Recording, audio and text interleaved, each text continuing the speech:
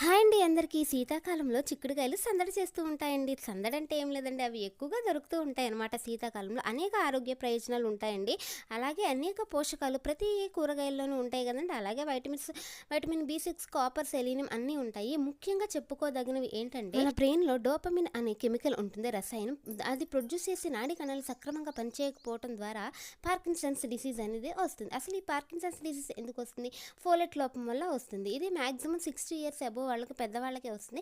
ఈ ఫోలెట్ అనేది చిక్కుడుకాయలో పుష్కలంగా దొరుకుతుందండి. చిక్కుడుకాయలు గర్భం ధరించిన తొలినాళ్లలో చిక్కుడుకాయలు తీసుకోవడం ద్వారా శిశువు నుంచి న్యూరల్ ట్యూబ్ డిఫెక్ట్ నుంచి కాపాడవచ్చు. ప్రెగ్నెన్సీ సమయంలో చిక్కుడుకాయల్లో గర్భధారణ, నెలలు నిండకుండా పుట్టడం వంటివి తక్కువగా ఉంటాయి. చిక్కుడుకాయలోనే కాదండి, ఈ గింజలో కూడా చాలా బోలెడైన ఉపయోగాలు ఉంటాయండి, పోషకాలు ఉంటాయి. అలాగే చిక్కుళ్ళు ఫోలెట్ చిన్నపిల్లల్లో పుట్టుకతో వచ్చే లోపాలను నివారిస్తుంది కాబట్టి గర్భిణీ స్త్రీలు ఎక్కువ తీసుకోవాలి. ఐరన్ ఉంటుంది. ఓకే, సబ్స్క్రైబ్ చేసుకోండి.